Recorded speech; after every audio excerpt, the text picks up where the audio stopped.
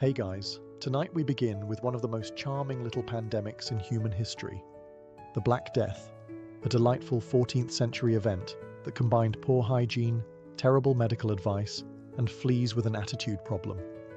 Tonight we ask, what could you have done to make it out alive? And no, just don't get sick, doesn't count. So before you get comfortable, take a moment to like the video and subscribe, but only if you genuinely enjoy what I do here. And let me know in the comments where you're tuning in from and what time it is for you. It's always fascinating to see who's joining us from around the world. Now, dim the lights, maybe turn on a fan for that soft background hum, and let's ease into tonight's journey together. Let's start with your first and probably most important life choice. Where are you living? If you said a bustling 14th century city full of opportunity and culture, congratulations, you're already 85% dead.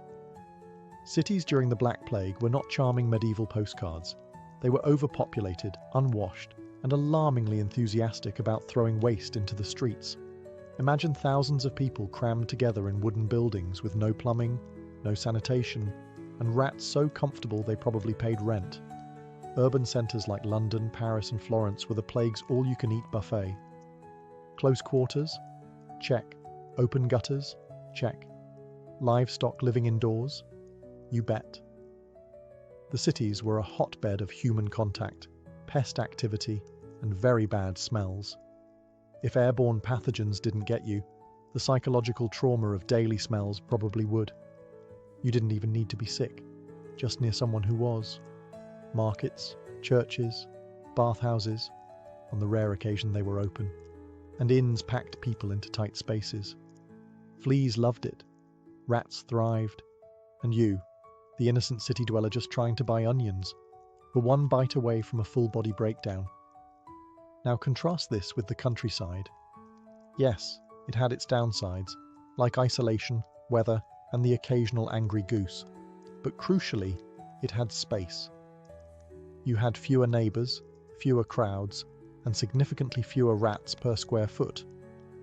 If you lived on a farm, or in a sleepy village up a hill where the nearest human lived 2 goat lengths away, your chances of survival were dramatically better. Even better, remote monasteries. Some religious orders, like the Carthusians, practiced near total silence and isolation. Their lifestyle wasn't designed for plague survival, but it just happened to be the medieval equivalent of an elite quarantine bubble.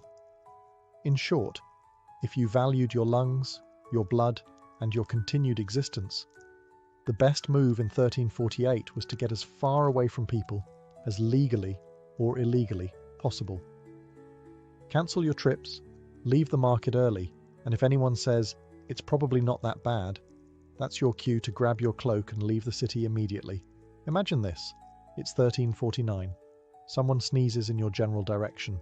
Do you A. politely ask if they're okay, B. offer them a clove of garlic, or C. run like your life depends on it, because it does? Correct answer, C. Always C. Back then, no one knew what a virus was, but they did understand one thing. If someone near you started sweating, coughing, or bleeding from strange places, it was time to become a recluse. Social distancing didn't have a catchy name yet, but the survivors practiced it religiously. Plague was thought to be spread by bad air, also known as miasma. This wasn't completely accurate. It was the fleas, not the fog. But avoiding other humans who reeked of decay? Accidentally excellent advice. People who withdrew early, to the countryside, to a family cottage, to anywhere that wasn't full of suspicious coughing, had much better odds of making it out alive. Entire families survived by simply closing the door and not opening it until the next year. Did it strain relationships? Absolutely. Was it awkward when your cousin came knocking, begging for soup and sneezing through the keyhole? Extremely. But letting them in could mean you'd all be dead by Sunday. So, no soup for cousin Gregory. Some nobles and wealthy families even fled their cities at the first sign of plague. The wealthy Boccaccio family, for example, packed up and left Florence, social distancing with wine, poetry, and zero peasant contact. Smart. Meanwhile, the less fortunate learned to self-isolate through trial and error. Mostly error. Markets, festivals, weddings. Any large gathering was a game of microbiological roulette. If you had the willpower to skip them, stay home, and talk to your cat instead of your neighbor, you had a real shot at outliving the pandemic. It's simple. Every interaction was a potential death sentence. And while medieval people didn't have Twitter threads about flattening the curve, they did figure out very quickly that fewer handshakes meant more birthdays. If you were lucky enough to survive the Black Plague, chances are you weren't doing it in velvet. Let's talk fashion. Specifically, how your wardrobe could get you killed in 1348. The medieval upper class loved long, flowing robes, fur-trimmed sleeves, and thick, ornate fabrics that said, "I have money," and "I definitely don't plan on fleeing quickly." But to fleas, that wasn't style. That was prime real estate. The plague wasn't picky. Rich or poor, if you had fabric and skin, you were fair game. But the richer you were, the more layers you wore, and the more space you gave fleas to move in, settle down, and start a small family. In this way, your fashion sense could function like a hotel chain for parasites. What did work? Simplicity. Survivors tended to wear shorter tunics, less fabric, tighter sleeves, and linen, the one fabric that fleas weren't writing love letters about. Bonus points if you washed your clothes more than once a season, which, yes, was considered excessive by medieval standards. Some communities went as far as burning entire wardrobes, thinking the disease clung to cloth. This wasn't entirely wrong. Fleas can survive for days without a host and happily hitch a ride on your favorite overcoat. That velvet cloak with the squirrel fur trim? It's not a flex if it's also carrying microscopic death. People also wore accessories, lots of them, but the beaded necklaces, perfumes and rosemary bundles weren't doing much to stop the plague. Unless you counted offending everyone's noses into keeping their distance, in which case, bravo. And if you're wondering about armor, no, it didn't help either. You couldn't sword fight the plague, though dying in full plate because you refused to remove your gauntlets long enough to wash your hands would be very on brand for certain knights. If you were hoping to outlive the Black Plague, geography was more than just scenic. It could literally save your skin, especially if that skin was far, far uphill. Medieval science had gaps. They didn't know what bacteria were, but they did notice patterns, like how people living on hills didn't drop dead quite as fast as those in swampy lowlands. Coincidence? Maybe. But if your neighbour's corpse just fell over the fence, you probably weren't sticking around to demand peer-reviewed studies. Elevation had a few sneaky advantages. First, rats, the little death chariots of the plague, hated climbing.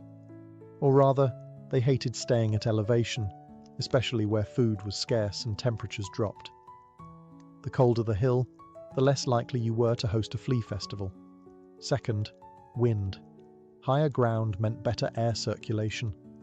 And while bad air or miasma wasn't the direct cause of the plague, fleeing stagnant, putrid-smelling alleys for crisp hilltop breezes, that was a good call anyway. At the very least, it spared you the aroma of medieval city life, a blend of human waste, goat hair, and desperation. Hills also came with the luxury of fewer people. That's right, elevation plus isolation. A winning combo in any century. The plague couldn't spread if there was no one to catch it, and no one to breathe on you in line at the communal water barrel. Some monasteries and manors were already built on high ground, not for plague reasons, but because they liked the view and hated being invaded. But when the Black Death rolled through, those foundations suddenly felt visionary. You didn't need to be rich to head uphill. Even shepherds, goat herds, and that one guy who talked to birds had the right idea. Fresh air, no neighbours, and a steep walk deterring both the plague and surprise visits. And if someone from the valley came trudging up with a cough and a story about how they think it's just a cold, you had a valid excuse to roll a barrel downhill at them in self-defense. Let's start with the obvious. Medieval people were not famous for their love of soap, or water, or personal boundaries. By the 14th century, the Great Bathing Renaissance had hit a rough patch. Earlier medieval periods had public bathhouses, some quite elaborate. But by the time the Black Death arrived, bathing was viewed with deep suspicion. Medical experts, and I use that term generously, believed that hot water opened your pores and made you more vulnerable to disease. In other words, washing made you more likely to die. This, of course, was the opposite of true. Plague-carrying fleas loved dirty, unwashed skin, especially the kind of skin buried under 3 layers of wool and last month's stew. People who bathed, even infrequently, were less attractive to parasites. They didn't know this, of course. They just thought they were unlucky enough to smell like sin. Turns out, sin smelled like survival. Soap existed, but it was either homemade, from ashes and animal fat, or absurdly expensive. Still, some survivors washed their hands and faces regularly, even if it was more superstition than science. Others bathed with herbs, vinegar, or wine, which was less effective but did make you smell like a salad someone prayed over. Clothes were another problem. Laundry was done maybe once a month, if you were rich, and typically involved beating your garments against a rock and hoping the lice took the hint. Those who took the time to boil their linens or change outfits weekly, not exactly clean by today's standards, but positively sterile by plague-era benchmarks. And let's not forget dental hygiene. Toothpaste didn't exist, but chewing mint leaves or rubbing salt on your teeth was a thing. Again, it didn't cure the plague, but it did make your deathbed conversations slightly more tolerable. So, could a bath save your life? Not directly, but it drastically reduced your chances of turning into a mobile flea banquet. Plus, it separated you from the crowd. Literally. People avoided you because you smelled weirdly clean. Ah, medieval doctors. Men of great confidence, questionable hygiene, and even worse theories. If you found yourself getting a bit plaguey in 1349 and decided, "I'd better call a doctor," congratulations, you've just made your final mistake. To be fair, they were doing their best with what little they understood, which was nothing. The leading theory of the time was the 4 humours: blood, phlegm, yellow bile, and black bile. If you were sick, it meant your humours were out of balance. The solution? Drain something. Usually blood, occasionally dignity. So you'd show up coughing blood, and they'd respond by sticking leeches on you until you looked like a deflated wineskin. Or worse, they'd slice open a vein to let the bad out, which had the side effect of also letting you out. Then there were the plague doctors, dressed in their iconic bird-beaked masks stuffed with flowers, herbs, and spices. The beak wasn't a fashion statement.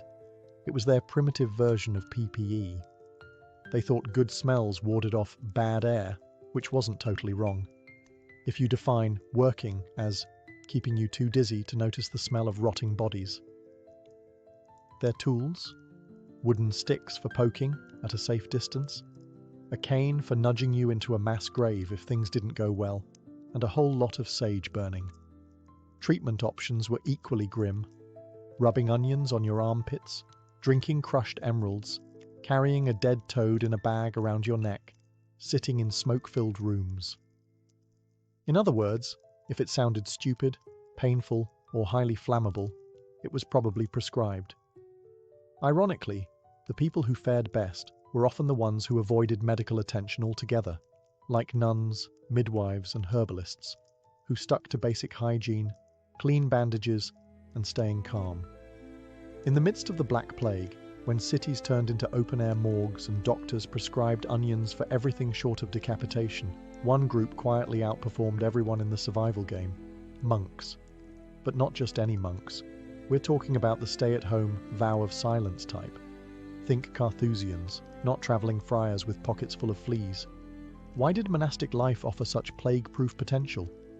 For starters, monasteries were often isolated, perched on hillsides or nestled in rural nowhere. They were designed for prayer and reflection, not traffic, festivals, or overcrowded inns with that one guy coughing into his soup. Then there were the rules. Monastic life wasn't a free-for-all. It came with structure, scheduled meals, strict sanitation by medieval standards, and a suspicious lack of hand-holding. Shared utensils? Not likely. Hugging? Spiritually discouraged. Group bathhouse orgies? Absolutely not. They also had access to food and clean water, a huge bonus when much of the population was too sick to farm or boil a pot. Monasteries stored grain, grew their own herbs, and most importantly, didn't rely on urban markets swarming with rats and regret. Oh, and did we mention they were celibate? Which meant no late-night visits to plaguey tavern wenches. Just you, your thoughts, and the occasional Latin chant to keep you company. Now, not all monks made it out alive. Some, bless them, chose to act as caregivers. They ventured into cities to help the sick. Noble, yes, but statistically inadvisable. Travelling clergy had the worst of both worlds. Exposure to dying strangers and the inability to run away because it would have looked bad in the Bible. So, if you were going the monk route, your best bet was to join early, stay put, and say no to missions. Of course, you didn't have to be a monk to benefit from the monk lifestyle. You just needed to copy their habits, live in the middle of nowhere, grow your own food, limit contact within the Black Death economy. Certain jobs came with a special bonus: immediate exposure to everyone's germs. Let's start with messengers. Their job was to ride between towns carrying letters, proclamations, or ominous royal decrees no one wanted to hear. Great cardio, terrible survival odds. Every time a messenger dismounted and handed over a scroll, they were essentially swapping paper and plague with whoever had just sneezed on the last delivery. Then there were merchants, the Uber Eats of the 14th century, minus hygiene and customer satisfaction. Merchants travelled between cities, markets, and ports, bringing spices, cloth, and fleas from one contaminated location to the next. They were plague super spreaders, before super spreading had a name. If you worked these gigs, you were the human equivalent of a courier pigeon with a death wish. So what jobs did give you a better shot?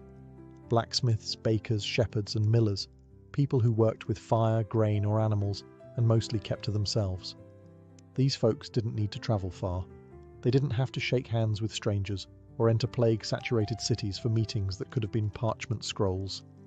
Then there were grave diggers. Morbid, yes, but oddly secure. The job wasn't plague-proof, but they had better tools, like gloves, shovels, and the highly underrated strategy of not touching things with your face. Some even learned to recognize early plague signs and took great pride in not dying like everyone else around them. If you were really lucky, you could be a recluse, hermit, or mildly disliked goat herder. Solitary work was suddenly in vogue. Your antisocial behavior? Rebranded as wise pandemic planning. Even artisans like cobblers and weavers fared decently. They worked from home, took limited clients, and could pretend they were just booked when someone sketchy knocked on the door, coughing and asking for shoes. In 1349, the fewer errands you ran, the longer you lived. Let's get one thing straight. In Plague-era Europe, rats weren't just background noise. They were main characters, hairy, twitchy, plague chariot-riding villains in your everyday life. And they had one mission: get into your food, and leave you with a parting gift called Yersinia pestis. If you wanted to survive the Black Death, one of the smartest things you could do, besides running uphill and avoiding humans, was to elevate your pantry, literally. Grain bins on the floor? That's a rat rave waiting to happen. Open baskets of bread under your bed? Congratulations, you've opened a plague-themed buffet. Rats weren't picky eaters, and neither were their fleas. The moment rodents set up shop in your pantry, your odds of living past Lent dropped faster than your grain reserves. Now, some medieval households wised up. They stored food on high wooden shelves, in ceramic jars, or inside suspended boxes hanging from the ceiling like weird piñatas that no one was allowed to hit. These weren't fancy design choices. They were desperate attempts to keep the plague at tail's length. And then there were cats. the underappreciated MVPs of rodent control. The more felines you had prowling your kitchen, the better. Unfortunately, some places accused cats of being witches, familiars, and killed them, which, spoiler alert, made the rat problem much worse. It's hard to survive when you've just executed your only line of defense. Also, let's talk about your trash. Throwing scraps out the window wasn't just rude, it was rat bait. The same went for leaving compost heaps next to your house like some kind of rodent Airbnb. Smart survivors moved their waste far from their living quarters, preferably into someone else's yard. It's worth noting that rats didn't technically cause the plague, their fleas did. But fleas don't travel long distances on their own. When disaster strikes, people tend to respond in one of two ways: calmly seeking rational solutions, or joining a screaming, torch-wielding mob convinced it's all the neighbours' fault. Guess which one was more popular in 1348? The Black Death didn't just kill bodies, it shattered brains. And with no germ theory, microscopes, or decent leadership, folks were left to invent explanations. Many of them sounded like, "It must be them," followed by pitchforks, torches, and wildly misdirected violence. In some towns, mobs accused outsiders, Jews, foreigners, and basically anyone who looked like they hadn't sneezed recently. People believed wells were being poisoned, that the plague was punishment from God, that a local widow with too many cats had caused all this with her suspicious herbal teas. Spoiler, none of it helped.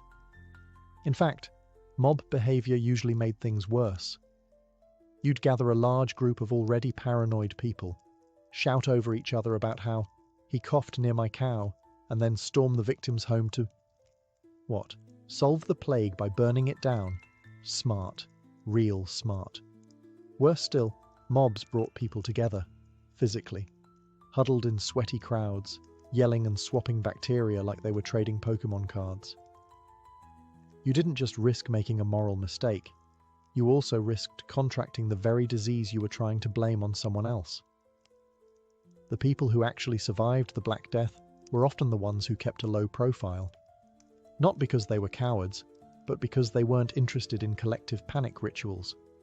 While the mob was busy dragging an astrologer out of town for reading stars, too confidently, survivors were boarding up their windows, boiling water, and quietly not dying. There's a lesson here. Panic spreads faster than plague, and angry crowds are rarely wise problem solvers. Unless you enjoy the smell of smoke, moral failure, and a guaranteed exposure to cough droplets, maybe don't grab the torch. Because in a pandemic, the only thing more contagious than disease is ignorance at scale. Ah, garlic, nature's breath mint, seasoning staple, and medieval body spray of choice. When the plague arrived, people didn't have vaccines, antibiotics, or even a firm grasp on what a germ was. What they did have was garlic, and they used it for everything, ate it raw, hung it over their doors, wore it around their necks like cloves of aromatic defiance. Was it scientifically effective? Let's be honest, not really. But in a world where your other options included bathing in vinegar, drinking molten gold, or letting someone drill a hole in your skull to release the bad air, garlic was relatively reasonable. Why garlic?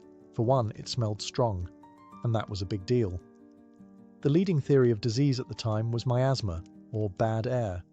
So if you could overpower the smell of rotting corpses and human waste with something aggressively herbal, people figured you were on the path to health. Garlic was the Axe body spray of 1348. But there's a twist. Garlic is a mild antibacterial and insect repellent. Modern science confirms that it does, in fact, have some antimicrobial properties. So while medieval folks didn't know what they were doing, they may have accidentally made themselves less appealing to fleas, the actual plague carriers. That said, don't give garlic too much credit. It wasn't a magical shield. You couldn't rub a clove on your forehead and walk through a corpse pile unscathed.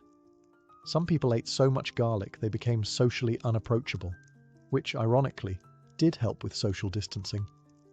Also, garlic didn't work if you were still doing everything else wrong. Wearing flea-riddled robes, visiting sick neighbours, drinking from shared cups at a crowded funeral feast. All the garlic in the world wouldn't save you. You'd just die extra seasoned. In the 14th century, the ability to smell something pleasant, like roses, wasn't just a charming sensory experience. It was basically a diagnostic tool. If your nose still worked, congratulations. You probably weren't dead yet. The logic was simple. The plague often hit hard and fast, bringing along symptoms like fever, vomiting, swelling, and, crucially, a sudden loss of the will to stand. One particularly disturbing sign was the onset of overwhelming stench, both from the sick person and the surrounding city. If you could smell flowers instead of rotting flesh, you were already ahead of the game. This is where the posy came in. People of means, or even just good instincts, carried little bouquets of herbs and flowers called pomanders or nosegays. These weren't romantic gestures. They were DIY gas masks made of lavender, mint, sage, and rose petals. You'd carry one in hand, stuff it in your sleeve, or just glue it to your face like a desperate Renaissance party favor. Was this effective? Technically, no. But symbolically, it worked wonders. Walking around with a floral sachet made you look like you were trying, which, during the plague, put you ahead of roughly half the population. The reasoning was again tied to miasma theory, the idea that foul smells carried disease. So naturally, if you could overpower the stench with roses, you were cleansing the air. In practice, you were just giving yourself something to focus on that wasn't death. Plus, the people who used flowers and herbs often had the means to isolate, wash occasionally, and avoid the worst hit areas. So it wasn't the roses themselves, it was the lifestyle that came with them. Rose sniffers tended to avoid cesspits and street feasts. Also, people kept flowers in the home, burned incense, and simmered herbs on coals.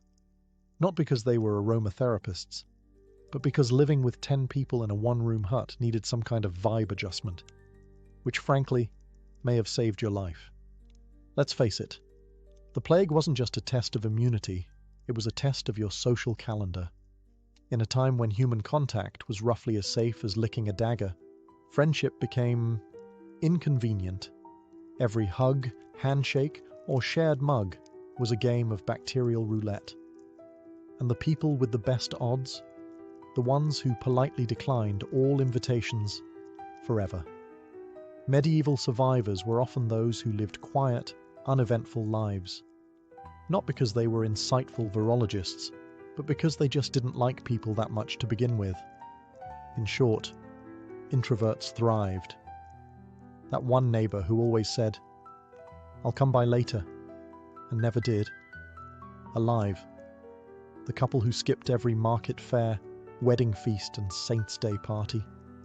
Also alive. The guy who muttered to his chickens and lived in a shed. Weird, but alive. The more friends you had, the more chances the plague had to hitch a ride into your home. Even kind gestures were dangerous. Offering bread to a sick neighbor? Risky. Visiting your aunt to check in? Deadly. Group prayer circles? Holy, but highly contagious. Many survivors limited their contact to just a few close family members. And even that came with rules.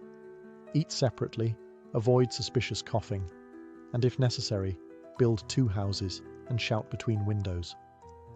If someone sneezed, that was the medieval equivalent of being unfriended for life. It wasn't personal, it was survival math. Even monasteries and noble households practiced early forms of quarantine. If one person showed symptoms, they were sent to a different wing, or if you were poor, just told to go lie in the barn and we'll see. Here's the part no one likes to admit. Sometimes, surviving the Black Death came down to dumb luck. Good choices helped, sure. Washing occasionally, avoiding festivals, not licking strangers. But even if you did everything right, a single flea with an attitude could ruin your whole life. That said, the odds really improved if you also happened to be extremely boring. Because excitement in the 14th century often involved people, movement, noise, and very bad decisions. It was the extroverts, the wanderers, The just popping into town crowd who tended to get invited to funerals they didn't realize were their own. Survivors, they leaned into monotony. The plague didn't care how charismatic you were. It didn't care about your ambitions, your side hustle, or your dream to open a tavern in Bruges. It cared if you were within biting range. So the guy who spent his days tending beets and muttering about the weather, immune? No. But invisible to danger? Almost. There were also genetic flukes. Modern scientists believe some people carried mutations, like the CCR5D32 gene, that made them more resistant to the plague's effects. They didn't know that at the time, of course.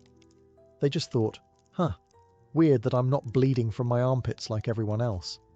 So yes, if you were genetically fortunate, living alone, mildly antisocial, fond of boiled water, and unreasonably attached to your cat, congratulations, you were medieval elite.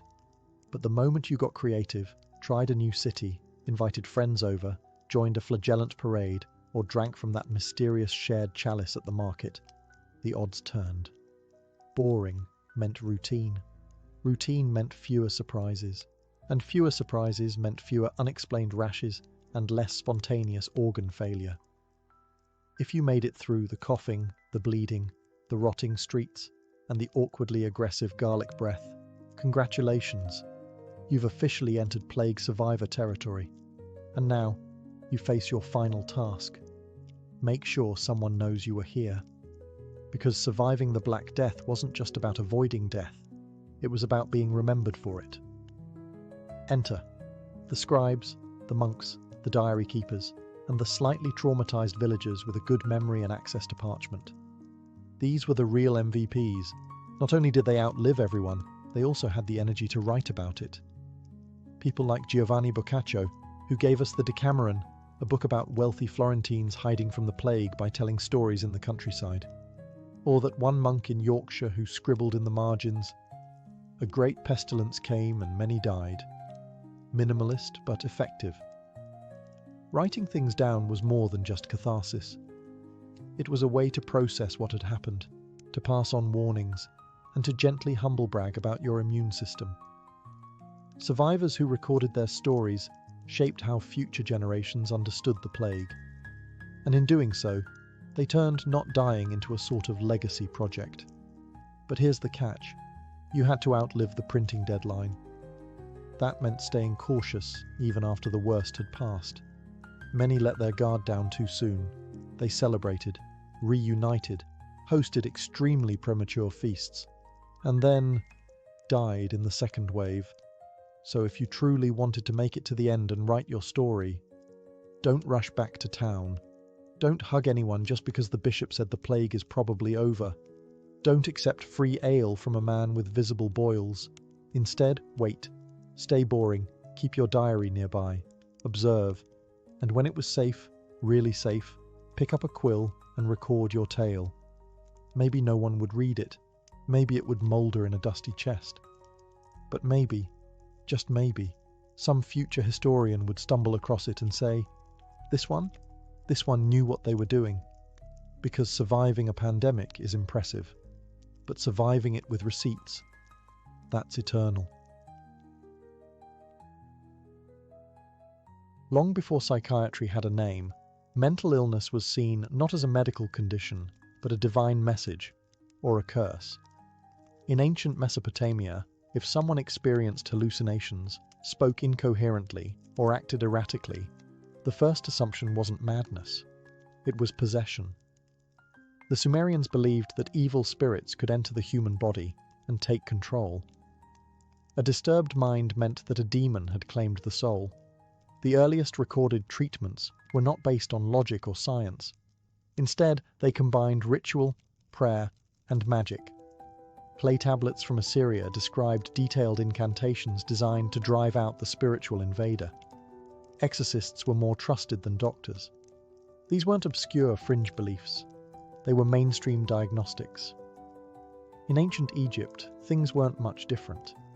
The Ebers Papyrus, one of the oldest medical documents in existence, records both physiological and spiritual explanations for strange behaviors. If you wept without cause, forgot your own name, or withdrew from others, you might have a wandering womb or be cursed by a god. Treatment? Aromatherapy, ritual purification, and appeals to divine intervention. They believed that the heart was the seat of thought, not the brain.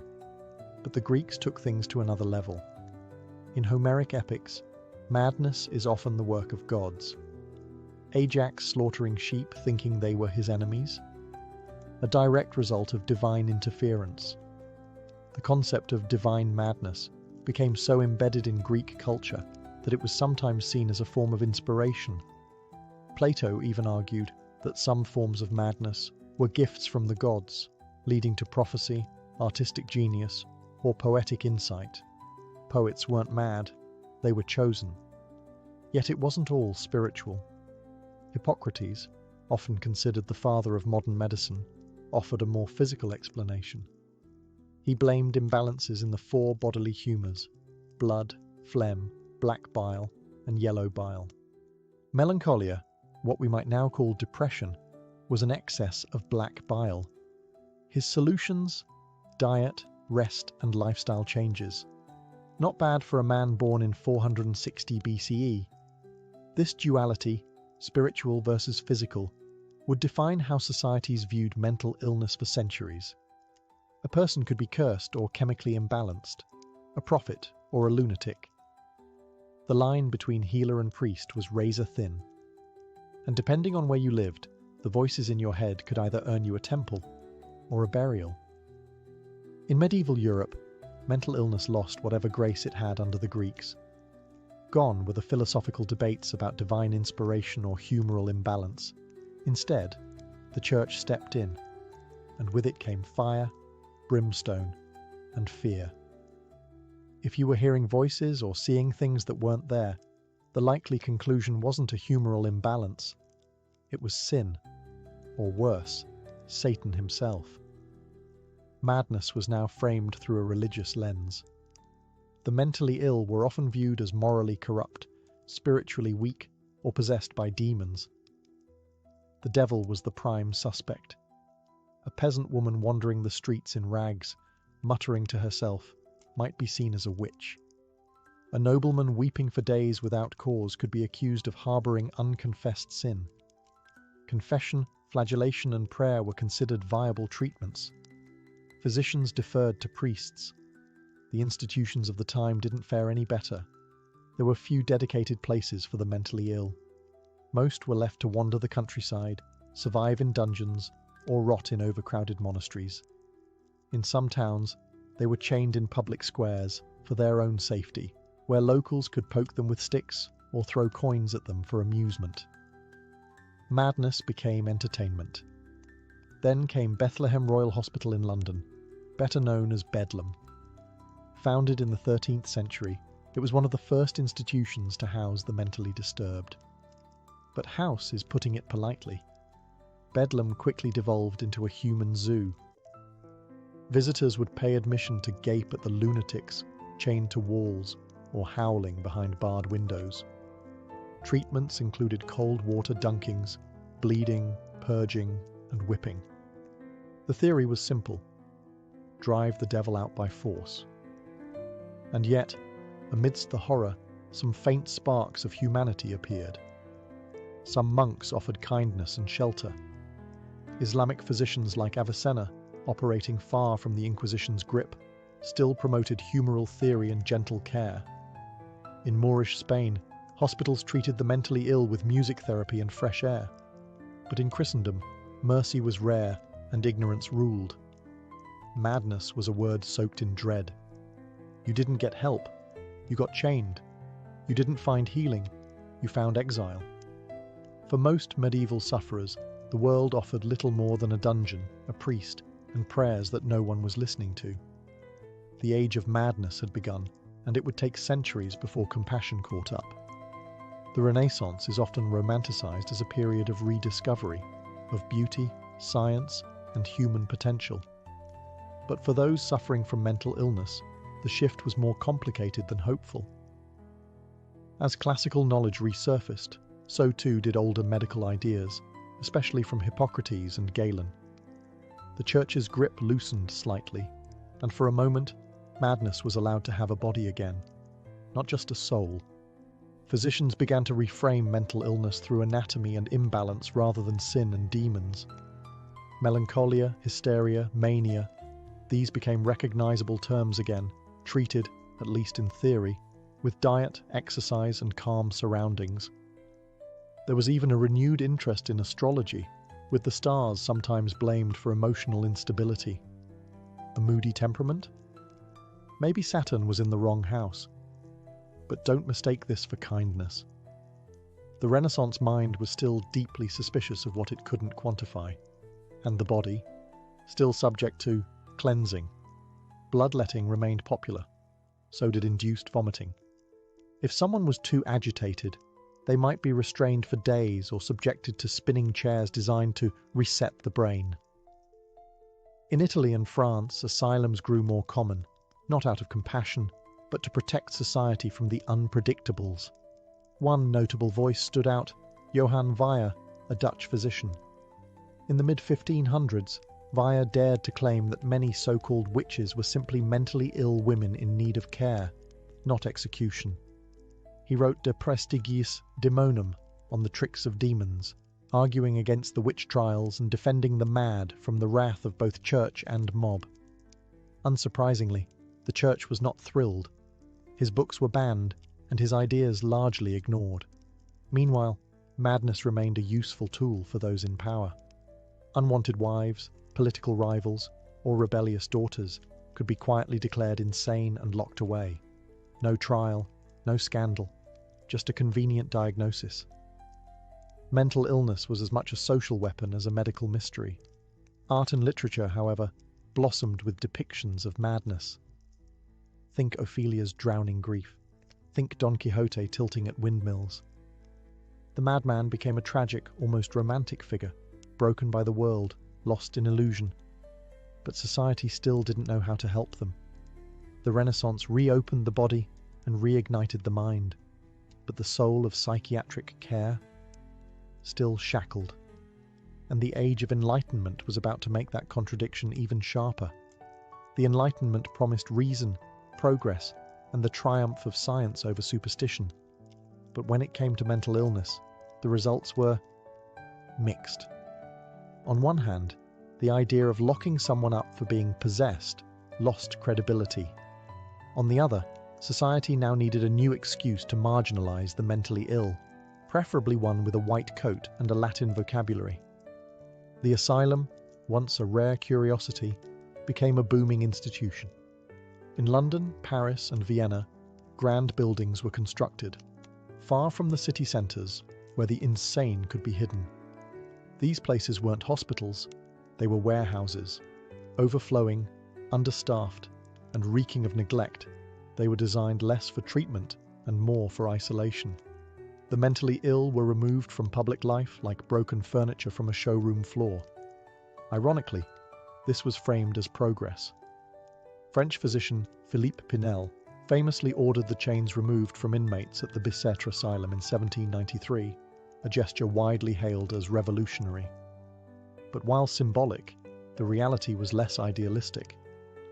Patients might be unshackled, but they were still locked in, subjected to ice baths, forced feeding, and moral therapy, which often meant long lectures about proper behaviour delivered by a stern-faced doctor with a stick. Moral treatment became the buzzword. The idea was that mental illness stemmed from bad habits, laziness, or moral failings. So what was the cure? Discipline, order, routine, no outbursts, no questioning.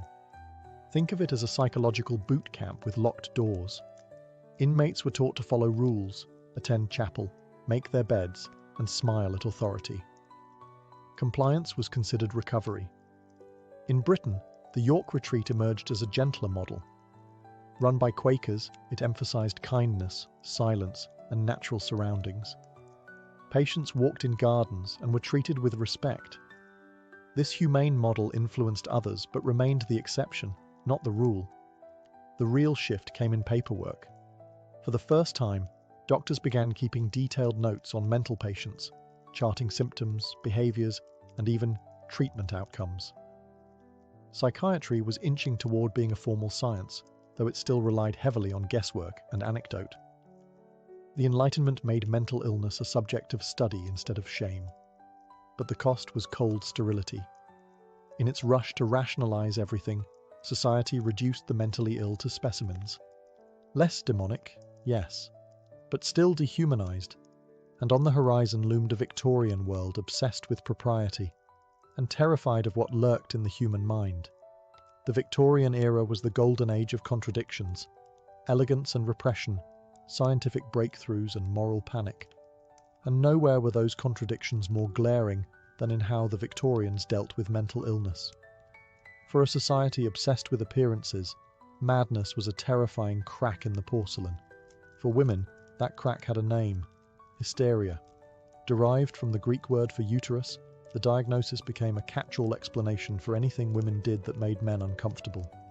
Mood swings, hysteria, sexual desire, hysteria, not wanting to marry. You guessed it, hysteria. It was a patriarchal dream. Pathologize independence, punish emotional expression, and call it science. The treatments were even more absurd. Some doctors recommended vibratory therapy, which, yes, is exactly what it sounds like. Others suggested marriage, childbirth, or bed rest. Dr. Weir Mitchell's infamous rest cure confined women to their beds for weeks. No reading, no conversation, no writing. Essentially, mental solitary confinement with wallpaper. Charlotte Perkins Gilman's The Yellow Wallpaper was a direct response, written after she nearly lost her mind under the same prescription. Meanwhile, in the male-dominated world of medicine, things got weirder. Jean-Martin Charcot, a neurologist in Paris, became famous for his dramatic demonstrations of hypnotized hysterics at the Salpêtrière Hospital. Crowds of male students and elite socialites gathered to watch women twitch and convulse on command. It was half science, half theatre. Charcot believed he was advancing neurology. Critics called it exploitation. Sigmund Freud sat in those audiences, taking notes that would birth psychoanalysis years later. Victorian asylums became vast complexes, often surrounded by high walls and whispering trees. They were supposed to be places of healing, but too often they were dumping grounds for inconvenient people: epileptics, alcoholics, rebellious daughters, elderly parents, or those simply suffering from grief. Once admitted, escape was nearly impossible. A single signature could have you institutionalized. Getting out, that required several more, and luck. The public, meanwhile, kept up appearances. Madness became something to hide, not confront. Families lied about missing relatives. Obituaries omitted institutional deaths. Mental illness was a stain, a scandal, a threat to marriage prospects. The asylum was society's broom closet, and the goal wasn't treatment, it was invisibility. Victorian England perfected the art of hiding what it feared most.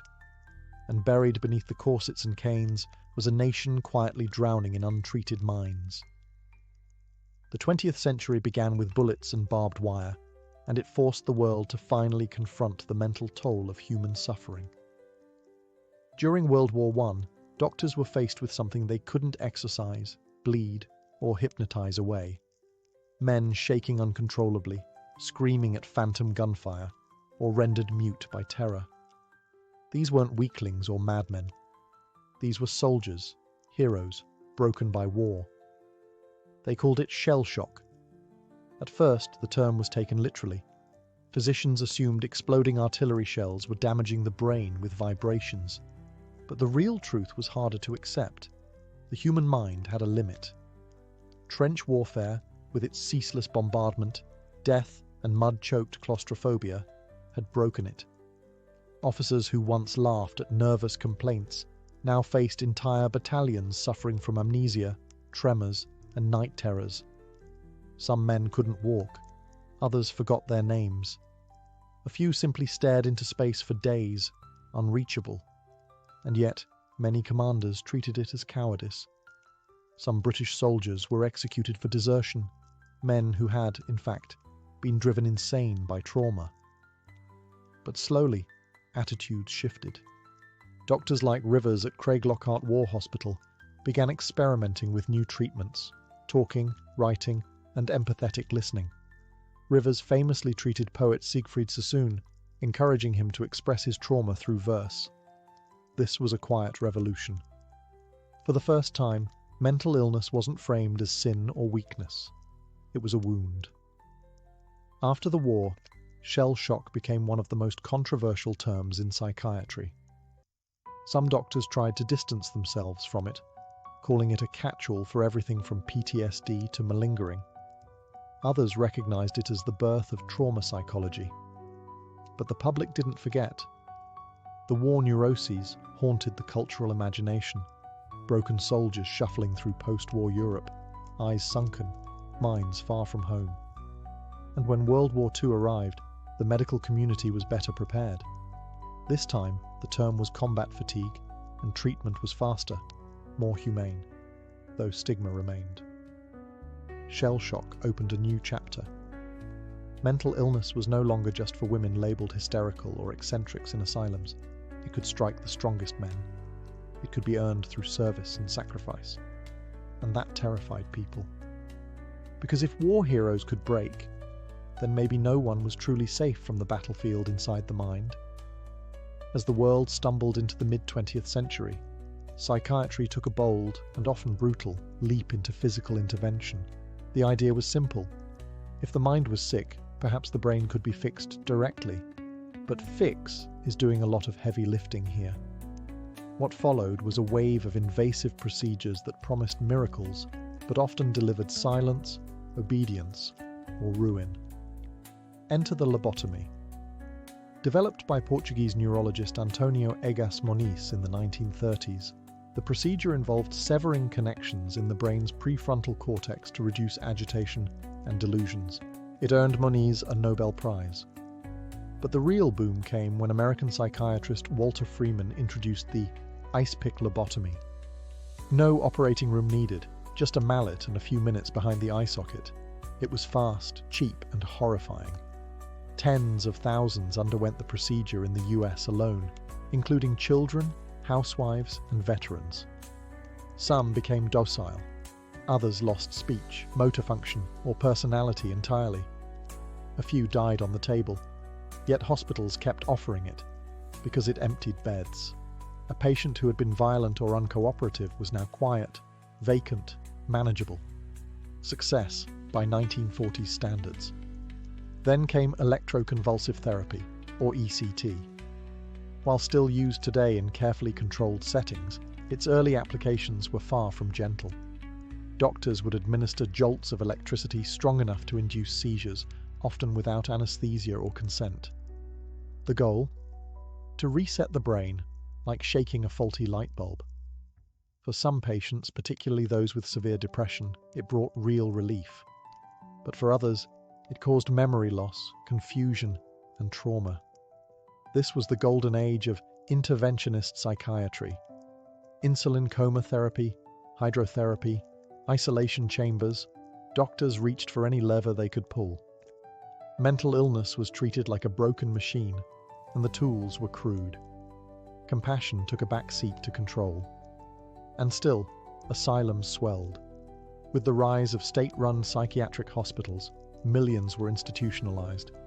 Some stayed for decades, forgotten by families and society. The average person feared these places. Stories of abuse, neglect, and restraint leaked into tabloids and horror films. The mentally ill became monsters in pop culture. Mad scientists, escaped killers, the unhinged. The intentions were scientific, the outcomes often tragic. And as the 1960s approached, a new idea began to grow. Maybe it wasn't the patients who needed fixing. Maybe it was the system itself. By the 1960s, the tide was turning. Public trust in asylums had eroded. Investigative journalists exposed filthy wards, over-medicated patients, and inhumane conditions in state hospitals. Families stopped believing the promise of restorative care, and legislators started asking uncomfortable questions. Was institutionalization actually helping anyone, or was it simply warehousing the unwanted? enter the movement known as deinstitutionalization. Fueled by three major forces, new medications, civil rights advocacy, and cost-cutting governments, the idea was simple: close the big institutions and treat people in their communities instead. Antipsychotic drugs like thorazine, introduced in the 1950s, made it possible to manage schizophrenia and other severe conditions outside the hospital. For the first time in centuries, the mentally ill could, at least in theory, live freely with pharmaceutical support. President John F. Kennedy, whose own sister Rosemary had been lobotomized into near silence, became a vocal advocate for mental health reform. In 1963, he signed a bill funding hundreds of community mental health centers, designed to offer outpatient care, housing support, and therapy. The goal: independence, dignity, and reintegration. The closures began swiftly. Massive institutions that once held thousands were emptied within a decade. The image of the padded cell gave way to that of the neighborhood clinic. Patients were no longer confined, but encouraged to live in halfway houses, with social workers checking in. On paper, it was a humanitarian triumph. In practice, it was chaotic. Why? Because the infrastructure never fully materialized. Many of the community clinics were underfunded, understaffed, or never built at all. Patients released from long-term institutions found themselves on the streets with nowhere to go. Families weren't prepared. Law enforcement wasn't trained. Suddenly, the burden shifted from medical professionals to social services, jails, and shelters. Homelessness rates rose, so did incarceration. A significant portion of the prison population began showing signs of untreated mental illness. Deinstitutionalization wasn't entirely a failure, but it became a cautionary tale. Compassion without preparation isn't a solution. It's just displacement. Still, the movement changed everything. It forced society to admit that locking people away indefinitely was not humane care. It brought mental illness into the public square, into conversations, policies, and eventually media. It laid the groundwork for patient rights, ethical treatment, and a more holistic approach. But for many, especially the poor and marginalized, the promise of dignified care remained just that, a promise. Today, mental illness is no longer confined to asylums or dismissed as witchcraft, but that doesn't mean it's fully understood or even widely accepted. The 21st century has brought massive strides in neuroscience, psychology, and therapy, yet stigma clings like a shadow. For all our scientific vocabulary, we still flinch at words like bipolar, schizophrenic, or borderline. Thanks to brain imaging, we now know that conditions like depression and anxiety aren't just in your head in the dismissive sense. They involve real, measurable changes in brain chemistry, structure, and function. Genetic research has linked certain disorders to hereditary factors. Environmental trauma, childhood neglect, and even gut health are now recognized as contributors to mental instability.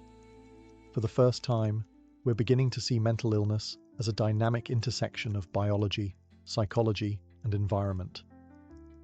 But understanding doesn't always equal empathy. Social media has helped normalize conversations around mental health, especially among younger generations. Celebrities now talk openly about anxiety, therapy, and medication. Apps offer guided meditation, therapy sessions, and mood tracking. And yet, access to real treatment is still painfully unequal. Rural communities, low-income populations, and minorities often face insurmountable barriers to care. Meanwhile, the pharmaceutical industry, though crucial in many respects, has also been criticized for overprescription, especially of antidepressants and stimulants. Some patients feel treated as checkboxes on a diagnostic form, briefly seen, quickly medicated, and rarely heard. Therapy, once stigmatized, is now a billion-dollar industry, but it's still out of reach for many. And old ghosts linger. Homeless populations are still disproportionately composed of those with untreated mental illnesses.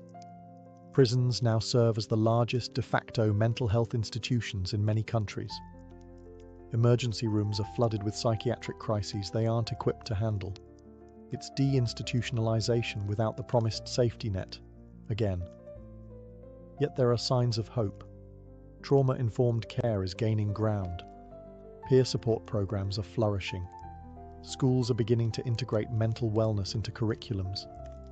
Movements for neurodiversity challenge the notion of a single, correct mind. And therapy is no longer whispered, it's recommended. But the work is far from done.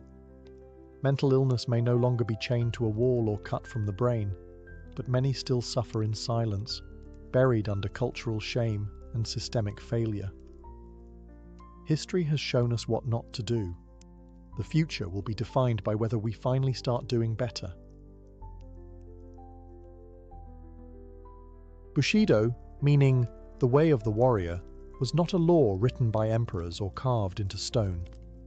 It lived in the hearts of the samurai, whispered through generations, inked in poetry, and sharpened into steel.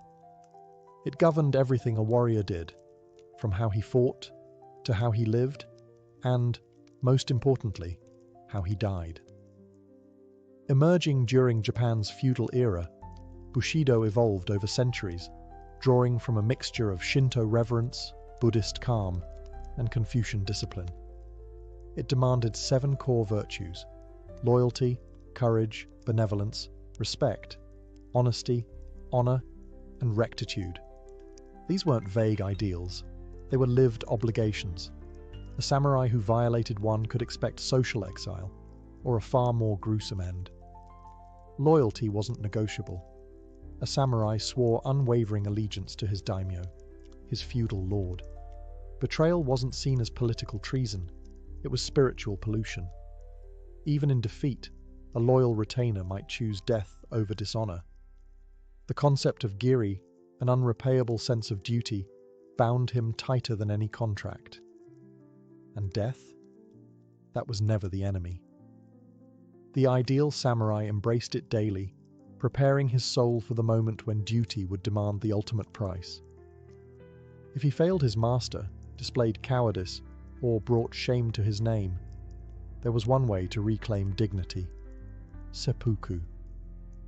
With stoic calm, he would plunge a blade into his abdomen and slice sideways, spilling both pain and guilt onto the tatami mat.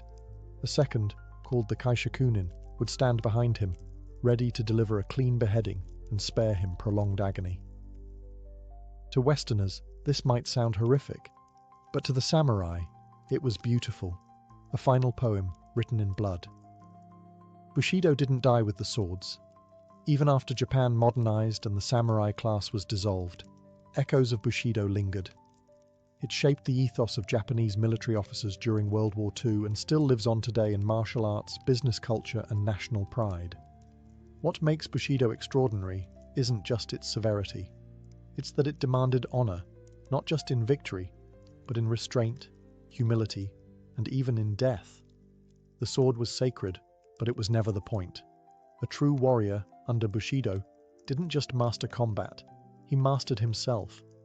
And when the final moment came, he met death not with fear, but with dignity. In the frost-bitten lands of Scandinavia, the Viking warrior code was carved in fire and blood. It had no formal scripture, no single name like Bushido, but it was etched into their sagas, their graves, and their gods. At its core was a stark belief: death comes for everyone, so die well. Viking honor revolved around bravery, loyalty, and reputation. The Norse didn't seek peaceful deaths in their beds. They sought battle. To fall with a weapon in hand was the dream, not the tragedy. Why? Because of Valhalla. In Viking cosmology, warriors who died courageously were chosen by the Valkyries, Odin's shield maidens, to ascend to Valhalla, a warrior's paradise where they would feast, fight, and prepare for Ragnarok, the final battle of the gods. But if you died a coward, your soul was cast into hell, a dreary underworld of shame. This belief shaped how Vikings lived. Raiding, pillaging, and conquest weren't just acts of survival, they were rites of glory. Cowardice wasn't just embarrassing, it was spiritually damning. To flee a battle was to stain your lineage. Even their funerals reflected this ethos. Warriors were buried with weapons, shields, even sacrificed horses or slaves, everything needed for the afterlife's endless war games. Loyalty to one's jarl or king was another pillar. Viking warriors known as herdmen formed tight-knit bands bound by oaths.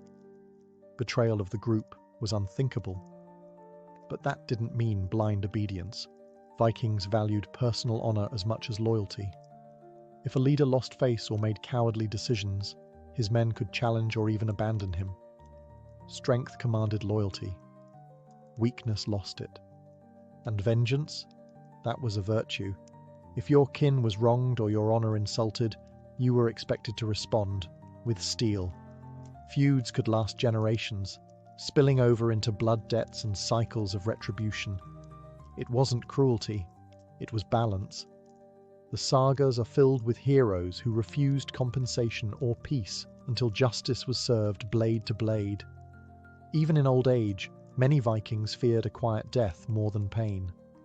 Some sought out danger in their final years, hoping to die in a glorious skirmish rather than waste away in bed. Anything was better than being forgotten, because for the Vikings, death was not the end. It was an audition for eternity, and only the brave made the cut. To be a Roman soldier was not simply to fight, it was to embody virtues, a word that blended virtue, valor, manliness, and civic duty into a single, brutal code of conduct. A Roman warrior wasn't just a killer. He was a disciplined extension of the Republic, or the Emperor's will, a walking symbol of order in a chaotic world. The ideal Roman warrior didn't crave individual glory. He earned honor by obeying orders, enduring pain, and never flinching in the face of death. Cowardice was unthinkable. A legionnaire who fled battle wasn't just punished, he was erased from respectability. In some cases, entire units were subjected to decimation, a horrific form of discipline where 1 in every 10 men was executed by their comrades to restore obedience. The Roman warrior code was built on structure. Training was constant, relentless, and grueling. Discipline was more important than strength. A soldier who broke ranks even in victory could face lashes or execution. Glory belonged to Rome, not the man. This collectivism set the Roman military apart from most ancient forces. It was less a band of warriors and more a machine. But virtues extended beyond the battlefield. It was a societal expectation for Roman men, especially those of noble birth, to show courage in the Senate, to be just in leadership, and to display restraint in personal ambition were also considered marks of warrior honor. Even retired soldiers were expected to carry themselves with dignity, as living monuments to Rome's greatness. One of the most sacred virtues in Roman military culture was fides, faith or loyalty. Loyalty to your unit, your commander, and to Rome itself. Betrayal, insubordination, or desertion were treated with utter contempt. Think of Julius Caesar crossing the Rubicon. It wasn't just a political act, it was a defiance of the warrior code's loyalty to the Republic. Death was not feared. Dying in battle, especially for Rome, was the highest honor. Tombstones of Roman soldiers often boasted of where and how they died, listing campaigns like a resume for the gods. Unlike the Vikings, who sought personal glory in Valhalla, or the samurai, who died for their lords, Romans fought for the enduring myth of civilization. They weren't just defending borders, they were exporting order and enforcing it with spears. For the Roman warrior, the code was clear: obey, endure, conquer, and die like a citizen of eternity. In medieval Europe, the warrior wasn't just a killer, he was supposed to be a Christian killer. Enter the code of chivalry, an unwritten, romanticized set of ideals meant to tame the bloodlust of knights with the nobility of saints. At least that was the idea. The word chivalry comes from the French chevalier, meaning horseman. And in a world where heavy cavalry ruled the battlefield, knights needed more than armor and swords. They needed a moral compass, or at least the church thought so. The chivalric code combined martial prowess with piety, loyalty, and, yes, courtly love. A true knight was expected to be brave in battle, loyal to his liege, generous to the poor and protective of women and the weak. He was to pray often, fight fairly, and never lie. Of course, this ideal existed mostly in literature and sermons. In practice, knights could be brutal warlords with a crucifix in one hand and a torch in the other. Still, the code had real influence. During the Crusades, for instance, knights were told they were not merely fighting for land or glory, but for God himself. Killing in battle wasn't a sin if it was done in the name of Christ. It was holy. The result? Some of the bloodiest campaigns in history, wrapped in righteous rhetoric. Chivalry also demanded loyalty, fealty to one's lord. A knight swore oaths of service, often sealed on sacred relics. Betraying that oath was considered not just treason, but sacrilege. And when a knight broke the code, he wasn't just punished by men, he was believed to be judged by heaven. Then there was courtly love, the strangest part of the chivalric tradition. Knights were supposed to pine for noble ladies, usually married, and dedicate heroic deeds to their honor. Love was supposed to be chaste, poetic, and maddening. Basically, it gave violent men something to write about when they weren't beheading each other. Of course, chivalry didn't apply to peasants. Knights could sack villages, burn crops, and execute rebels without guilt, so long as it wasn't another noble's land. The code was selective, idealistic, and often hypocritical, but it created a powerful mythos that shaped European culture for centuries. The knight's code wasn't just about wielding a sword, it was about justifying it. Chivalry turned warfare into ritual, loyalty into law, and honor into theatre. If other warrior codes danced between honor and poetry, the Spartan code came with no frills, no romance, just stone-hard discipline and absolute obedience. Sparta, the ancient Greek city-state, built its identity on the idea that every male citizen was a soldier first, and everything else second. In Sparta, war wasn't a profession, it was life itself. From the moment a Spartan boy was born, his body was judged. If he was weak or deformed, he was discarded. If he passed inspection, he was handed over to the agoge, a state-run military training program that raised boys into lethal instruments of war. There was no room for softness, no room for doubt. The agoge taught them to fight, steal, endure pain, and above all, obey without question. Spartan boys learned to speak in short, sharp phrases, laconic wit it was called. Talk less, do more. They were taught to sleep on reeds, wear minimal clothing in the cold, and go hungry without complaint. Courage wasn't just admired, it was mandatory. A Spartan who ran from battle wasn't just a disgrace, he was stripped of citizenship, scorned by women, and made a pariah. The ultimate commandment of the Spartan code? Never return without your shield. That didn't mean don't lose it, it meant don't come back unless you're carrying it, or being carried on it. In other words, win or die trying. Anything less was treason. And loyalty? It ran so deep that Spartan soldiers would rather fall to the last man than break formation. The phalanx, their tightly packed battle line, required every warrior to hold the shield of the man next to him. Breaking formation meant exposing your brothers to death. It wasn't just a tactical failure, it was moral collapse. The Spartan code also expected total submission to the state. Spartans weren't free in the modern sense. Their lives were dictated by duty. Duty to Sparta, to the army, to the gods of war. Even marriage and family life were secondary. Wives encouraged their husbands to die gloriously.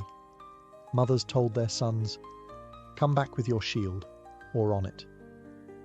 In Sparta, the individual didn't matter. Glory didn't come from lone heroism, but from disappearing into the machine of war. Their strength was unity.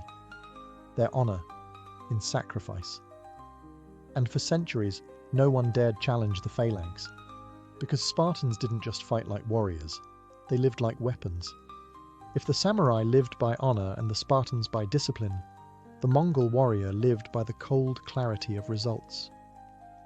Under the leadership of Genghis Khan, the Mongols built the largest contiguous empire in history, not through overwhelming numbers, but through speed, precision, and a ruthless warrior code that valued loyalty, adaptability, and total obedience. At the heart of this code was allegiance to the Khan. Mongol warriors swore personal loyalty to their commander, and breaking that bond was unthinkable. Betrayal was punished not just with death, but with obliteration. Genghis Khan made it clear: loyalty ensured survival, disobedience ensured extinction. Mongol discipline wasn't born in cities. It was forged in the brutal steppes of Central Asia. Nomadic life demanded toughness. From a young age, Mongol boys learned to ride horses, shoot bows, and survive with minimal supplies. A Mongol could go for days with no fire, live off dried meat and fermented milk, and shoot with deadly precision while galloping at full speed. That wasn't a skill, it was a cultural expectation. The Mongols didn't believe in individual glory. They operated as a single, moving organism. Every warrior was expected to follow the yasa, a codified set of laws attributed to Genghis Khan. These laws emphasized military discipline, meritocracy, and strict punishment. Looting without permission, executed. Disobeying orders, executed. Cowardice in battle, you guessed it, executed. But they weren't mindless brutes. The Mongol code emphasized strategy over chaos. They mastered psychological warfare, often pretending to retreat, only to ambush pursuing enemies. They spared cities that surrendered and annihilated those that resisted, sending a brutal message to others. Merit also played a key role. Unlike many medieval systems where birth mattered most, Mongol officers were promoted based on skill and loyalty, not noble bloodlines. If a peasant proved himself on the battlefield, he could rise through the ranks. In this way, the Mongol code was shockingly progressive for its time, rewarding competence over class. Perhaps the most terrifying part of their ethos? Detachment. Mongol warriors viewed war not as a moral conflict, but as an inevitability. Death wasn't personal, it was a tool. They didn't seek honor like knights, or spiritual purification like samurai. They sought victory, and they almost always got it. The Mongol code wasn't romantic. It was efficient, mobile, and devastating. It made warriors not of marble or myth, but of blood, bone, and pure resolve. The warriors of the Zulu kingdom weren't forged in myth. They were trained by fire, sweat, and a revolutionary named Shaka Zulu. In the early 19th century, Shaka transformed a fragmented cluster of clans into a disciplined, militarized force that shook southern Africa to its core. And at the center of it all was a warrior code grounded in unity, courage, and absolute loyalty to the king. Shaka introduced radical changes to Zulu warfare and to Zulu identity. He replaced the throwing spear with the ikulwa, a short stabbing spear ideal for close combat. He mandated the use of large cowhide shields and organized warriors into tightly knit regiments called impi, each living, training, and marching together like family. But this wasn't just tactical innovation, it was ideological transformation. The Zulu warrior was no longer a part-time fighter. He was a servant of the nation, a living shield. Warriors were grouped by age and trained in rigorous discipline from adolescence. They were forbidden to marry until they had proven themselves in battle, a way to tie honor to service. The warrior didn't fight for individual glory, but for the survival and expansion of the Zulu people. Their bond was sacred, their formation unbreakable. Cowardice was not an option. To turn your back on the enemy or break ranks during a charge was a stain worse than death. Those who fled were executed publicly. Those who stood firm were celebrated, often with promotions, cattle, and prestige. Bravery was the currency of masculinity, and warriors were expected to give everything, including their lives, without hesitation. Loyalty to the king was absolute. Shaka ruled with charisma and terror, and his warriors revered him like a deity. Disobedience was met with swift, often fatal punishment, but in return, the king cared for his impis, offering food, protection, and recognition. Zulu warfare emphasized not just strength, but psychology. Shaka's famous buffalo horn formation, with a chest, horns, and loins, allowed his forces to envelop enemies with terrifying precision. Every warrior had a place, and every death was part of a larger purpose. The Zulu warrior code turned a tribal society into a military state, and ordinary men into legends. They didn't fight for conquest alone. They fought as one body, one heartbeat, one shield. And when the spears rose, even empires learned to tremble. Among the deserts and canyons of the American Southwest, the Apache warrior carved a legacy not through empires or grand armies, but through resilience, stealth, and a code of survival that defied conquest. For the Apache, warfare wasn't just a duty. It was a daily act of existence in a land that was as harsh as it was sacred. Unlike centralized warrior cultures, the Apache didn't organize around kings or empires. Their code wasn't written in law or dictated by generals. It was taught through oral tradition, lived experience, and necessity. In a world surrounded by hostile tribes, expanding settlers, and US military campaigns, Apache warriors developed a combat philosophy built on mobility, precision, and endurance. At the heart of the Apache code was self-discipline. Boys were trained from an early age to endure pain, hunger, thirst, and silence. Running long distances barefoot, bathing in icy rivers, and fasting were all rites of passage. A true warrior needed more than a strong arm. He needed an iron will. He had to read the land like a book, track enemies by broken twigs, and vanish into cliffs without a sound. Silence was considered a virtue. Boasting was frowned upon. Actions spoke louder than words, and warriors who performed bravely in battle often received no outward reward, only the quiet respect of the tribe. Stealth and cunning were prized as much as bravery. The Apache didn't see ambushes or hit-and-run tactics as dishonorable. They saw them as smart. Loyalty to one's band and family was sacred. The Apache didn't fight for conquest. They fought for protection. Warriors were defenders of the homeland, guardians of the community. Retaliation for raids, broken treaties, or slain kin was not only expected, it was demanded. Yet vengeance was always measured. Recklessness had no place in their code, and when it came to resistance, few cultures endured more pressure.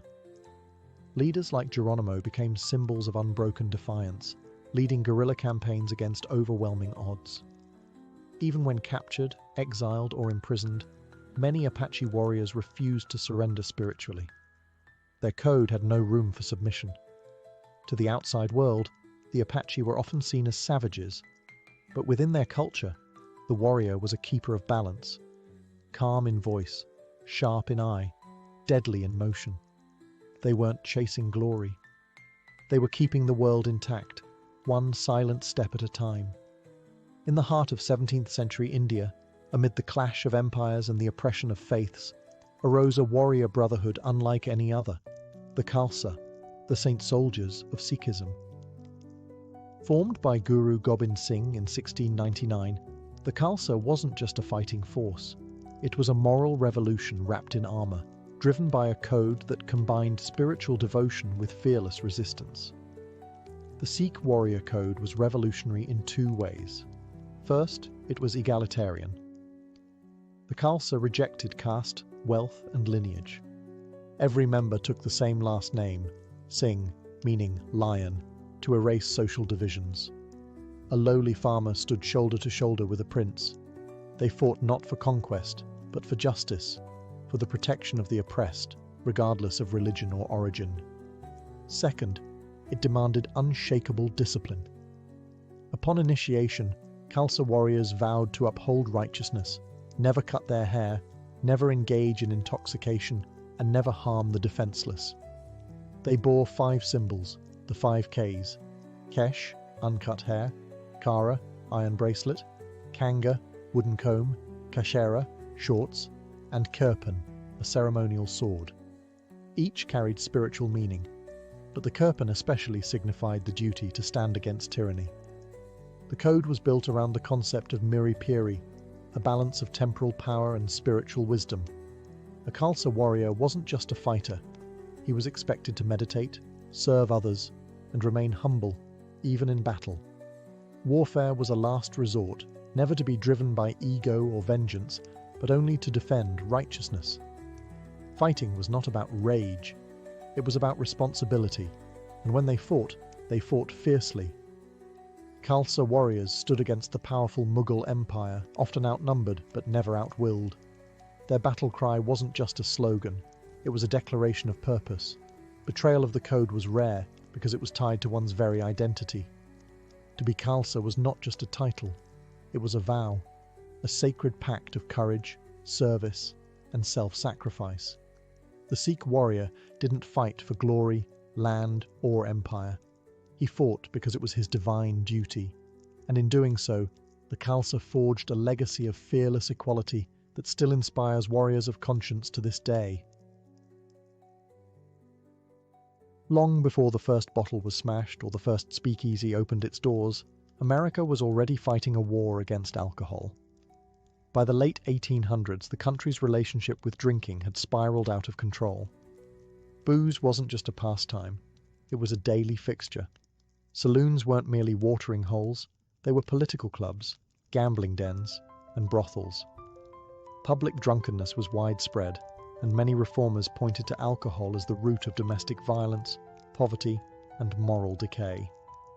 Enter the temperance movement, a coalition of activists, church leaders, and political crusaders who saw alcohol not as a personal vice, but a national crisis.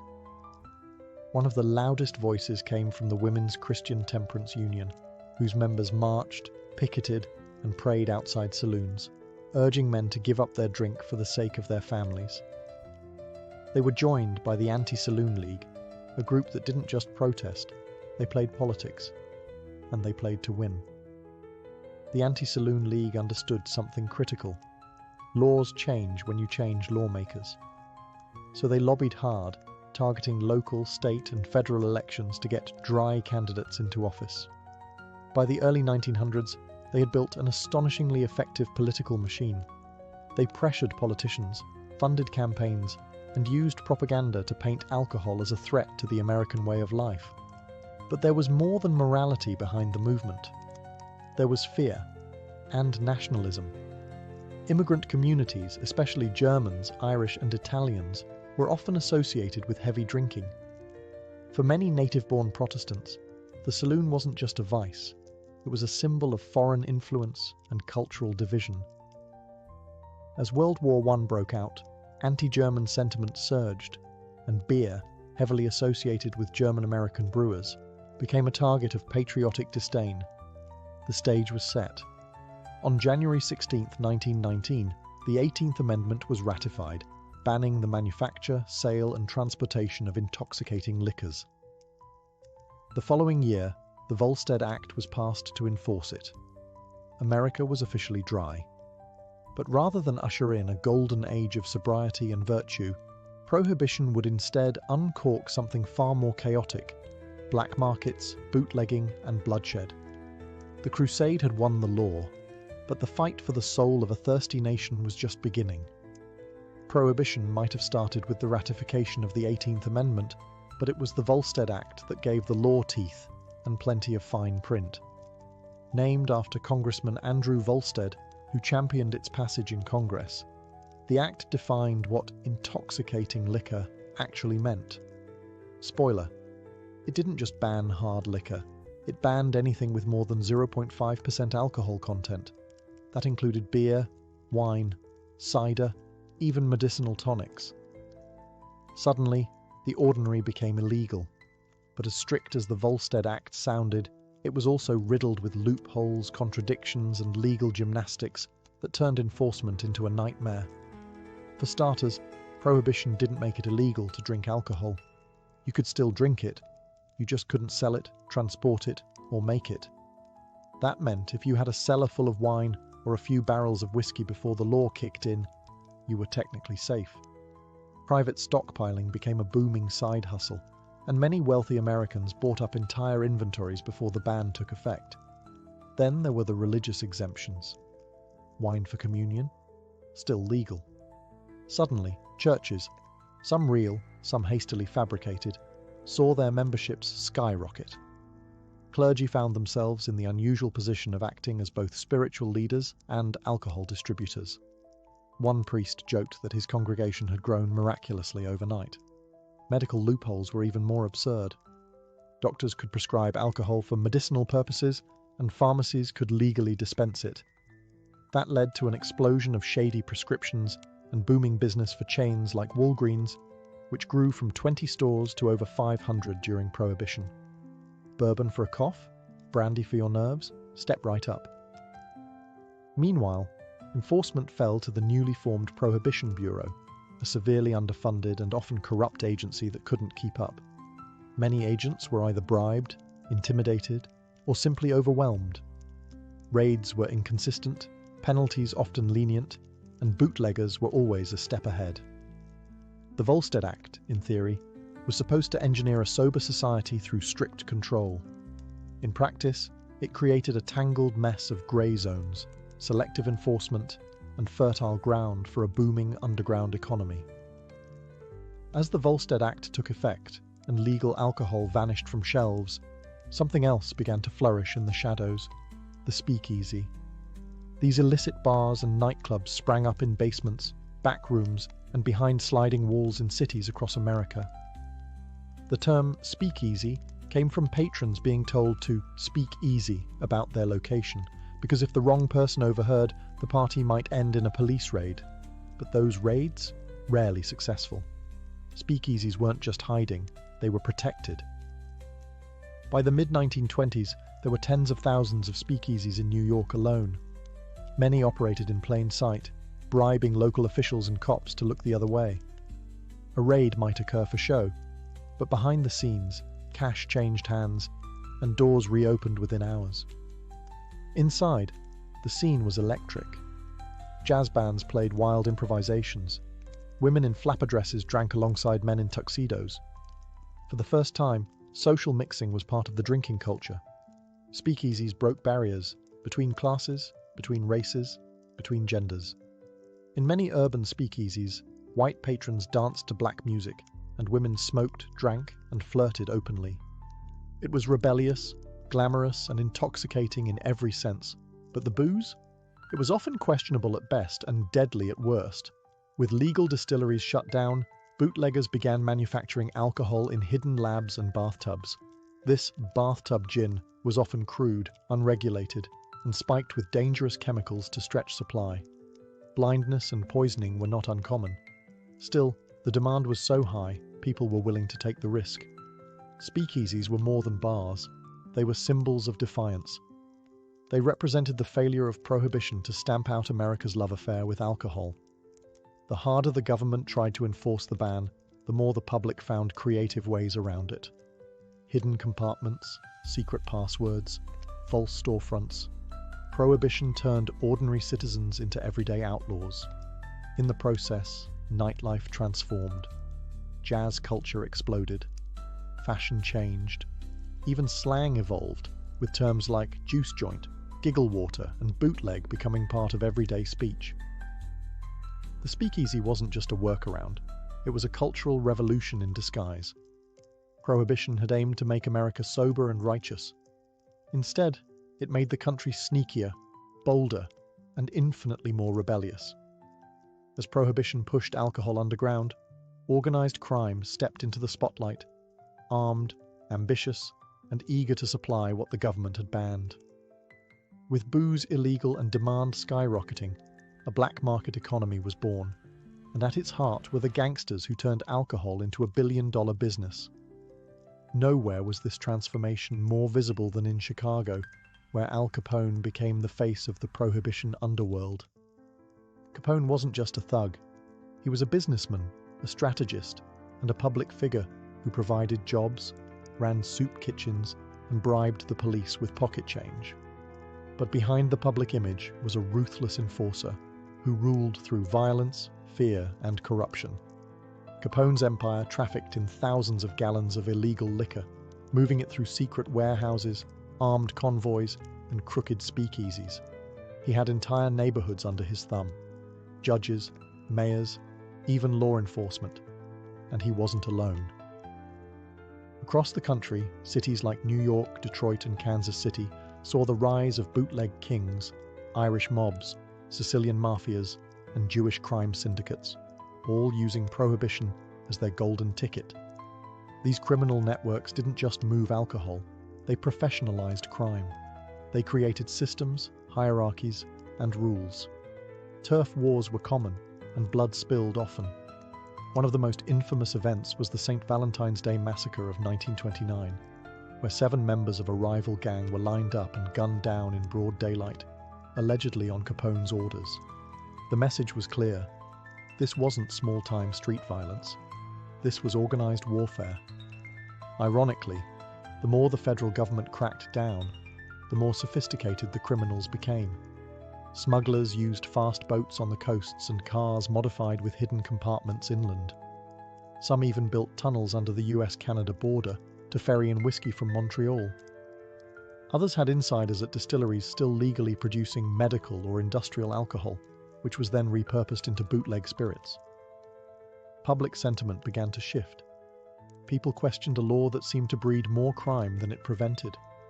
What began as a moral crusade was now enabling the rise of criminal empires more powerful and violent than anything the country had ever seen. While bootleggers and gangsters flourished in back alleys and secret warehouses, the federal government tried desperately to hold the line. Enter the Prohibition agents, or as they came to be known, the G-men. Tasked with enforcing the Volstead Act, these men were supposed to be America's moral guardians, hunting down illegal liquor and bringing order to a nation gone rogue. But there was one problem. Almost everything was stacked against them. When Prohibition began, there were fewer than 1,500 federal agents assigned to enforce it nationwide. That's one agent for every 70,000 people. These men were poorly trained, underpaid, and overwhelmed. And it didn't take long for corruption to seep in. With gangsters offering bribes that far outpaced a government paycheck, many agents looked the other way, or actively participated in the very crimes they were hired to stop. Still, not all G-men were crooked. Some, like Eliot Ness, gained fame for their dedication. Ness led a team called the Untouchables, known for their refusal to take bribes and their relentless pursuit of Al Capone's empire. They smashed stills, raided warehouses, and tried to bring order to lawless Chicago. But even Ness couldn't bring Capone down through prohibition law. That job eventually fell to the IRS, who nailed him for tax evasion, not bootlegging.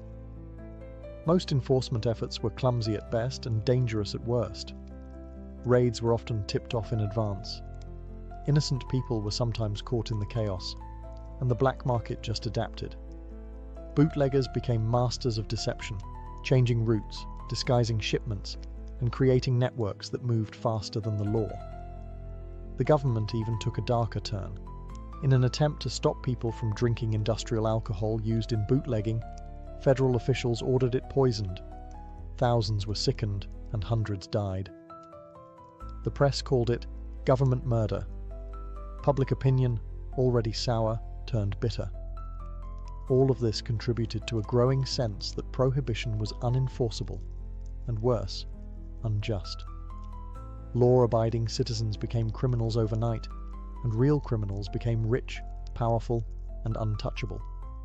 While lawmakers tried to legislate morality and G-men chased bootleggers through alleys, American culture was undergoing a revolution of its own. Prohibition didn't just change the law, it changed the vibe. And in that chaotic, intoxicating space, new voices rose, new rhythms exploded, and a new kind of American identity emerged. At the center of it all, women. The very movement that pushed for prohibition, led in large part by women's groups, had unintentionally opened a cultural door they couldn't close. With the 19th Amendment granting women the right to vote just before Prohibition began, women suddenly had more political power, more visibility, and more freedom to redefine their roles in society. In the roaring cities, the image of the flapper was born. She smoked, she drank, she cut her hair short, danced in public, wore scandalous dresses that showed ankles and knees, and rejected the quiet submissiveness expected of previous generations. She wasn't just breaking social norms, she was obliterating them. And where did she go to express all this rebellion? The speakeasy, of course. There, women and men mixed freely. For many, this was the first time they could socialize as equals, sharing drinks and dancing shoulder to shoulder. The strict rules of Victorian etiquette melted under the heat of swing and saxophones. This was the jazz age, a cultural eruption that changed American music forever. Jazz was born in black communities in New Orleans, but spread through Prohibition like wildfire. It was loud, wild, improvisational, and unapologetically modern. Clubs like the Cotton Club in Harlem attracted white patrons eager to hear black musicians like Duke Ellington and Louis Armstrong, even as segregation remained outside the door. Alongside music, Prohibition inspired a literary boom. Writers like F. Scott Fitzgerald captured the decadence, disillusionment, and booze-soaked chaos of the 1920s. The American dream was being rewritten, in real time, with gin on the rocks. Even fashion shifted. Clothes became less restrictive, hairstyles shorter, morals looser. What had started as a movement to clean up society accidentally sparked a generation of people determined to break every rule. Prohibition didn't purify culture. It unleashed it. In the vacuum, created by repression, art, expression, and rebellion, thrived. As the 1920s gave way to the 1930s, the United States was hit by an earthquake that shook every corner of society. The Great Depression. Banks failed, unemployment soared, and breadlines stretched for blocks. Amid this growing desperation, the grand moral crusade of Prohibition started to look less like virtue, and more like a luxury the country could no longer afford. Suddenly, the idea of banning alcohol wasn't just inconvenient. It was economically devastating. Legalizing alcohol again meant potential jobs, tax revenue, and economic relief. Before Prohibition, alcohol taxes accounted for up to 30% of federal income. Now, the government was broke, and so were the people. Repeal started to make more sense than ever, not just to the public, but to politicians. President Herbert Hoover, who called Prohibition a noble experiment, found himself increasingly out of step with the national mood. By the time Franklin D. Roosevelt campaigned for the presidency in 1932, he openly supported repeal as part of his New Deal platform. His victory was a turning point, not just politically, but culturally. Americans were ready to drink legally again. The final blow came with the ratification of the 21st Amendment in December 1933, which officially repealed the 18th. For the first time in US history, a constitutional amendment was erased by another. Champagne corks popped from coast to coast. Bars reopened. Breweries retooled. A great sigh of relief swept the nation, not just because alcohol was legal again, but because a long national contradiction had finally ended. But the damage was already done. The black market that Prohibition created didn't disappear overnight. Organized crime had grown too strong, too rich, and too embedded in urban power structures to simply walk away. Gangsters who once ran bootlegging operations moved into gambling, prostitution, and drug trafficking. The federal government had created a monster, and killing it would take decades. Culturally, the era left scars and legends. Speakeasies, jazz, flappers, and gangsters became part of the American mythos. Prohibition had failed in its mission to sober the nation, but it succeeded in reshaping it entirely. Even after the cork was popped on Prohibition's official end in 1933, its legacy didn't just evaporate. The social, political, and criminal consequences of the era stuck around, and in many ways, still echo through American life today. The most obvious impact? Organized crime didn't go away. It adapted. The bootlegging empires built during Prohibition gave rise to modern mafia syndicates. The smuggling routes, bribery systems, and networks of corruption had grown so sophisticated that criminal organizations simply shifted gears into narcotics, gambling, extortion, and labor racketeering. The violence didn't disappear either. Prohibition had given crime families power, and they weren't giving it back. The era also transformed American law enforcement. The failure to control alcohol exposed how weak and fragmented the federal government's policing power truly was. In response, the FBI expanded, surveillance techniques were refined, and law enforcement became more centralized and professionalized. The modern American war on crime was born from the ashes of a failed war on liquor. On the political front, Prohibition revealed the dangers of legislating morality on a national scale. What started as a movement to uplift the moral character of the country turned into an exercise in hypocrisy and rebellion. Voters, especially in urban areas, learned that laws disconnected from public behavior are doomed. The experience left many Americans skeptical of future moral crusades and wary of politicians promising purity through policy. Then there was the cultural shift. Prohibition inadvertently sparked a broader distrust of government overreach. People resented being told how to live, drink, and socialize. The resentment would resurface in later decades, from anti-smoking campaigns to debates about drug legalization.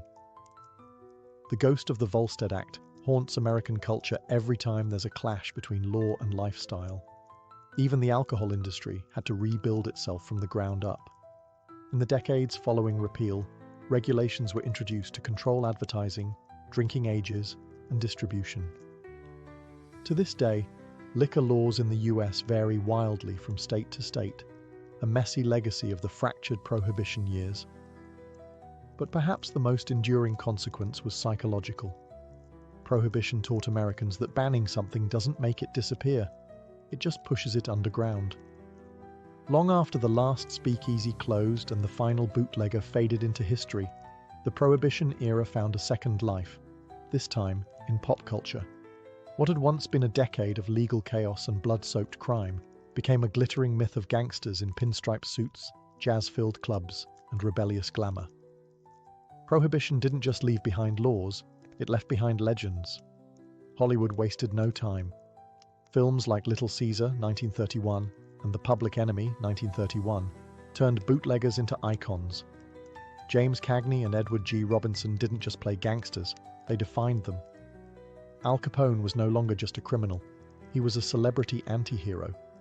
The lines between villain and folk hero blurred, and America fell in love with the very men the government had tried to erase. The trend continued through the decades.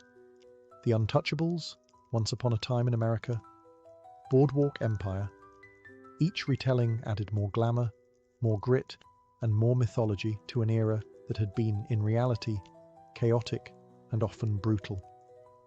Speakeasies, once underground dens of questionable booze, were reimagined as classy lounges filled with swing music and Art Deco charm. Even the language of the time stuck. Words like bootleg, giggle water, juice joint, and hooch still crop up in retro bars and themed parties. The flapper look, with its fringe dresses and bobbed hair, remains a fashion staple in costume culture. And jazz, the soundtrack of rebellion during Prohibition, became a defining symbol of American creativity. But it wasn't just entertainment. The Prohibition story became a moral parable, taught in schools, debated in political circles, and invoked every time a new movement tried to ban something. Whether it's cannabis laws, internet censorship, or dietary restrictions, critics often ask, are we repeating Prohibition? It also helped fuel the American fascination with the outlaw hero. The idea that when laws go too far, it's not just acceptable to break them, it's patriotic. This mindset, rooted in Prohibition's speakeasy culture, continues to shape attitudes toward authority and rebellion. In the end, Prohibition failed to make America sober, but it succeeded in making it legendary. It became a story not just about law and order, but about resistance, culture, and the power of unintended consequences.